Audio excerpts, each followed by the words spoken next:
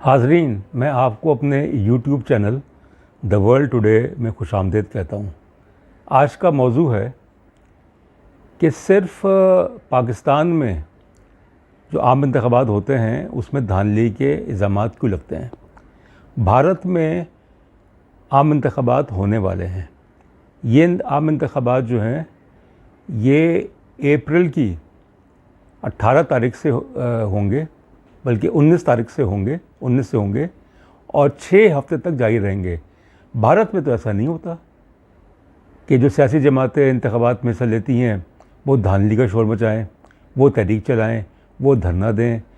ये सिर्फ पाकिस्तान में ही होता है। तो भारत में क्यों नहीं होता कि इलेक्शन, जो भारत के इलेक्शंस जो अब होने वाले हैं, जो कि लोकसभा के जो इलेक्शंस हैं, ये 18वें इलेक्शंस हैं लोकसभा के, और जो नशिस्तें हैं वो हैं 545 सीट्स हैं, और 18वें लोकसभा के इलेक्शंस हैं 76 सालों में। मगर इन 76 सालों में भारत में जितने भी इंतख़ाबात हुए हैं, चाहे वो आम इंतख़ाबात हों, रियासती इंतख़ाबात हों, उसमें शिकायत नहीं होती वोटर्स को, सियासी जमातों को, कि उन इंतख़ाबात में धांधली हुई है। तो क्या वजह है कि भारत के जो आम इंतख़ाबात होते हैं और जो होने वाले हैं 19 अप्रैल से लेके जून के पहले हफ्ते तक, उसमें कोई शिकायत नहीं है। उसकी बुनियादी वजह यह है, बल्कि दो वजूहात हैं। पहली वजह यह है कि जो भारत का इलेक्शन कमीशन है वो बहुत मजबूत है और गैर जानिबदार है, आज़ाद है, इंडिपेंडेंट है, और उसकी रिट है इलेक्शन कमीशन की। इलेक्शन कमीशन का बड़ा रोल होता है इंतख़ाबात को अरेंज करने के लिए।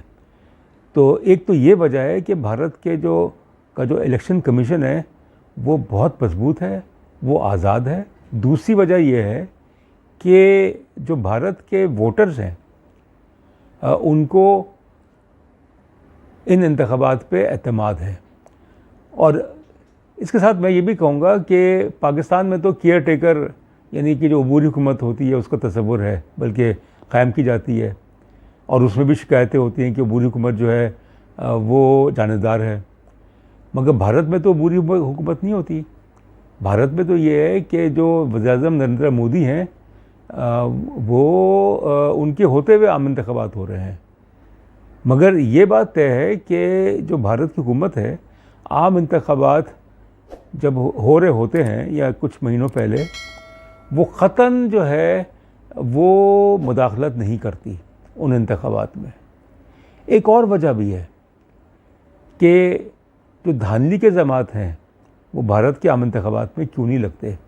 वो है इलेक्ट्रॉनिक वोटिंग मशीन। सन 1982 में, कितने पहले की बात है, यानी 42 साल पहले, जो केरला जो भारत की रियासत है वहाँ पे पहली दफ़ा इलेक्ट्रॉनिक वोटिंग मशीन इस्तेमाल की गई। फिर सन 2000 के बाद से वो आम हुई। 2000 के बाद से जितने भी भारत में आम इंतख़ाबात हुए हैं उसमें इलेक्ट्रॉनिक वोटिंग मशीन इस्तेमाल हुई है, जिसकी वजह से जो इम्कानात होते हैं धांधली के, जो इम्कानात होते हैं डब्बे भरने के, ठप्पे लगाने के, वो ख़त्म हो जाते हैं। तो ये इलेक्ट्रॉनिक वोटिंग मशीन जो है वो पाकिस्तान में भी कोशिश की गई थी। यानी जब पीटीआई की हुकूमत थी, इमरान खान साहब की हुकूमत थी, तो आज से 3 साल पहले, तो उन्होंने तो तय कर लिया था कि इलेक्ट्रॉनिक वोटिंग मशीन्स जो हैं वो यूज़ की जाएंगी।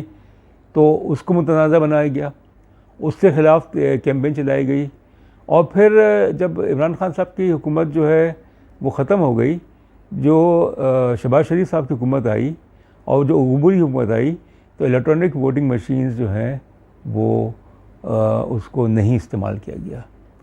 तो एक वजह पाकिस्तान में ये भी है कि जो धांधली का शोर मचता है, धांधली का, रिगिंग का शोर मचता है, उसकी वजह है कि इलेक्ट्रॉनिक वोटिंग मशीन जो है वो इस्तेमाल नहीं की जाती। आर्गूमेंट ये दिया गया इलेक्ट्रॉनिक वोटिंग मशीन्स का कि भाई इससे कोई फ़ायदा नहीं है, अरबों का ख़र्चा है। मगर आप ये देखिए कि भारत में सन 2000 से जितने भी आम इंतखाबात हुए हैं, यानी कि 2000 के बाद भारत में 2004 में हुए, 2009 में हुए, 2014 में हुए, 2019 में हुए और अब 2024 में हो रहे हैं। तकरीबन 1 अरब वोटर्स हैं।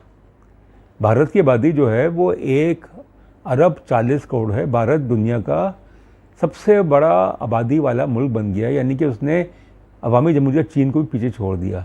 तो जहाँ पे 95 करोड़ 1 अरब के करीब वोटर्स हों, तो इलेक्ट्रॉनिक वोटिंग मशीन जो है उससे तो इंतखाबात जो हैं उसमें मदद मिलती है।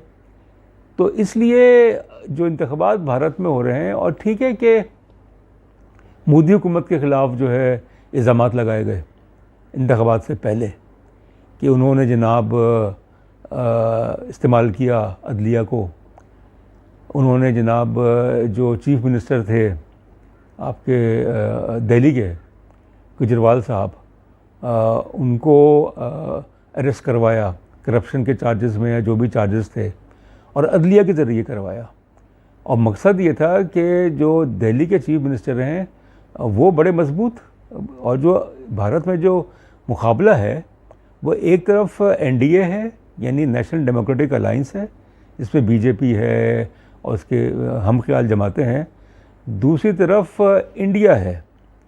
तो इंडिया जो है वो है India national development inclusive alliance, India national development inclusive alliance, जिसको कि इंडिया का नाम दिया गया। ये कुछ महीनों पहले, तकरीबन 1 साल 6 महीने पहले की बात है कि ये एक इत्तेहाद वजूद में आया, और उसका मकसद ये था कि 1-to-1 बेसिस पे इलेक्शंस होंगे।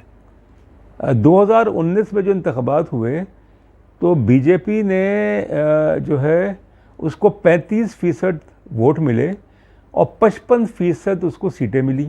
उसकी वजह ये थी कि वोट जो थे वो डिवाइड हो गए थे। कांग्रेस भी थी उसमें, इलाकाई जमातें भी थीं उसमें, और भी जमातें थीं, तो उनके वोट तकसीम हो गए। अब की दफ़ा जो मुकाबला है, जो लग रहा है जो मुकाबला है, वो 1-to-1 है कि एक तरफ एनडीए है, दूसरी तरफ इंडिया, जो कि एक कोलेशन है जिसमें कि तकरीबन कोई 15 के करीब सियासी जमातें हैं। कहने को तो बहुत कुछ कहा जा सकता है, पेशिंगोई की जा सकती है। ये कहा जा रहा है कि मोदी साहब जो हैं उनको तीसरी टर्म मिलेगी, यानी जवाहरलाल नेहरू के बाद से जो भारत के वज़ीर-ए-आज़म थे उनको 3 टर्म्स मिली थी, यानी 15 साल। मगर उसके बाद से भारत का कोई भी वज़ीर-ए-आज़म जो है वो 2 टर्म ज़्यादा नहीं कर सका। मोदी साहब को अगर तीसरी टर्म मिल जाती है तो वो जवाहरलाल नेहरू के बाद पहले वज़ीर-ए-आज़म होंगे जिनको 3 दफ़ा वज़ीर-ए-आज़म के लिए मुंतखब किया गया। तो ये तो खैर जब नतायज आएंगे जून के पहले हफ्ते में पता चल जाएगा। मैं ये कहना चाह रहा हूँ कि इतनी बड़ी जमहूरियत दुनिया की, और तकरीबन 1 अरब के करीब वोटर्स, और वहाँ पे कोई ऐसी बात नहीं होती, वहाँ पे तो उंगलियाँ नहीं उठाई जाती अपोजिशन की तरफ से कि धांधली हुई है, कि रिगिंग हुई है। और ये तो हमारी तारीख़ है ना, पाकिस्तान के जो आम इंतखाबात हैं जितने भी हुए सन 70 के बाद से, सब के बारे में ये कहा गया कि उसमें धांधली हुई है, तहरीक चलाई गई, धरना दिया गया। 2013 का हमें पता है कि क्या हुआ, फिर 2018 के बारे में कहा, 2024 के बारे में कि जो इलेक्शंस हुए कि उसमें फॉर्म 45, फॉर्म 47, और उसमें जो है वो पीटीआई को हरवाया गया, उसकी 2/3 अक्सरियत हो रही थी। तो भारत में तो ऐसा नहीं होता। वहाँ के अवाम जो है वो सियासी तौर पे बहुत बाशऊर है, जमहूरियत की जड़ें जो है वो मजबूत हैं, और वहाँ पे कोई पीछे से डोरियाँ नहीं हिलाता पाकिस्तान की तरह। वहाँ के इलेक्शंस जो हैं वो मैनेज नहीं होते। वहाँ के इलेक्शंस में जोड़ तोड़ जो है, उस तरह का सियासी जोड़ तोड़ जो है जिसमें कि एक पार्टी को जितवाने के लिए, वो सब नहीं होता। लोगों ने वोट दे दिया, उसके बाद 6 हफ्ते का पूरा अमल है, फिर गिनती होगी और नतायज आ जाएंगे, और जो पार्टीज़ हैं उसको कबूल कर लेंगी। तो मकसद कहने का ये है कि भारत जो है आम इंतखाबात की वजह से जो हो रहे हैं भारत में अरसे से हो रहे हैं, बाकायदगी से हो रहे हैं, तो उसकी वजह से उस मुल्क की मजबूती ज़ाहिर करता है।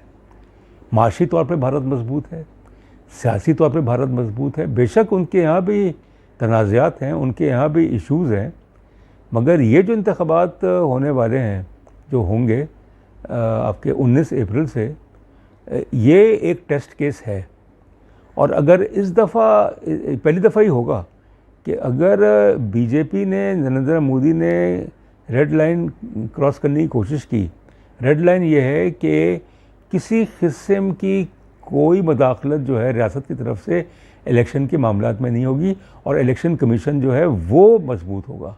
अगर कुछ हुआ तो फिर तो जाहिर है कि भारत जो है वहाँ पे भी उंगलियाँ उठेंगी, वहाँ पे भी जो है अपोजिशन की जमातें कहेंगी कि इंतखाबात में धांधली हुई, कि इंतखाबात जो है उसमें ट्रांसपेरेंट नहीं थे।